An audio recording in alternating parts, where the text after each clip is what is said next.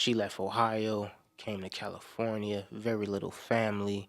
So a lot of bouncing around, a lot of moving, a lot of what she would call being a gypsy, living on the land, living with, other people. So a lot of homelessness, in elementary, junior high school, a lot of abandonment, a lot of, baby, I'm gonna be right back, leave you with some people who weren't really relatives, slide off, a lot of yo-yo love that, I can't stand you, I hate you, get away from me, but then again, I love you, you everything to me, come back.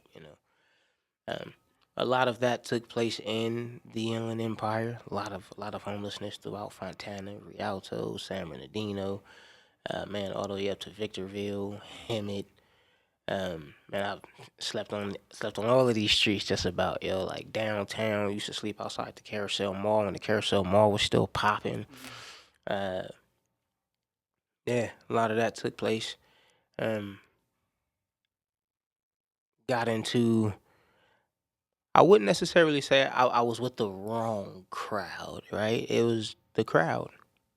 It was who was available at the time. It was who had what it was that I was looking for, which was an image to give me to emulate to become a man. Because one thing moms would tell me was this: she said, "Baby, I can't teach you how to be a man, right? That's your father's job, and him and I aren't together. And I apologize that him and I aren't together for him to teach you how to be a man. So you got to learn that on your own." Like, that's what she hit me with, young. So that naturally gave me the inclination to want to observe men, right? For those older than me, for those who would have known more than me, that's the first thing that I did. I would observe. And then by observing, what do? Right? We imitate. So I began to imitate, right? And then the things that I began to imitate, I didn't like, because I didn't like the person that I was becoming. I didn't like the places that it was leading me. I didn't like the experiences that I was having, imitating these things. And it was then I realized, either I continue on this route or I do my own thing.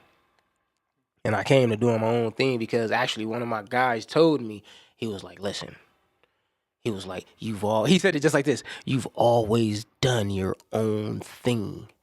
Never lose that about you, like at all. And I was like, man, that was like confirmation for me.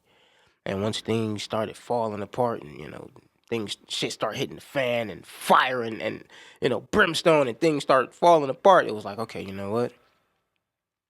It's time to move on and do my own thing. And from then on, I began to progress and evolve and elevate and, man, learn and study and bounce around, right? And what really got me into wanting to evolve myself,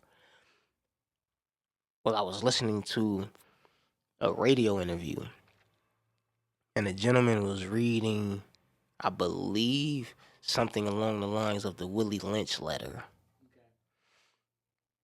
And the gentleman made a statement, if you want to hide anything from a black man, put it in a book. That infuriated me and intrigued me at the same time. Now, at that time, I couldn't have pronounced infuriate or intrigued, but I'm glad that I heard that, because it did. It infuriated me and it intrigued me. I was living with a friend at the time, and they had books on the shelf, and I was like, man, I went to the first book I seen, opened it up, and I started reading and realized I was an idiot.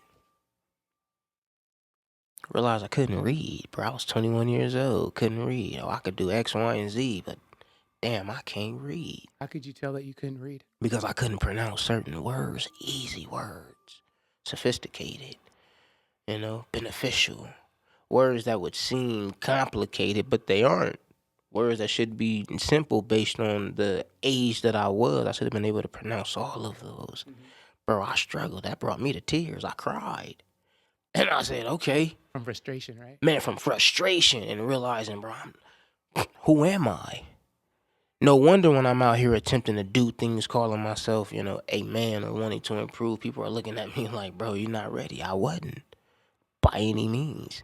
So from then on, bro, I started to read and read and read and read, bro. And from then on, I realized, I was like, man, that dude was right.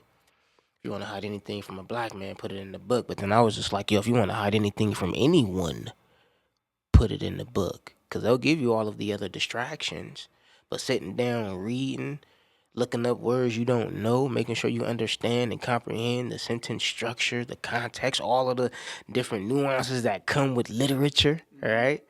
I love being able to, expand my vocabulary and express myself properly, which is why I got into creating the journals for boys and men, because the goal is to get away from the stale, stagnant, and stereotypical stigma that boys and men aren't well equipped in expressing themselves emotionally in a non-destructive way. And because of that one radio conversation, reading became something that I just fell in love with, and it made so much sense because then I began to read anything and everything. So now I'm studying 2 languages, Espanol and Italiano. See, we're gonna get into that.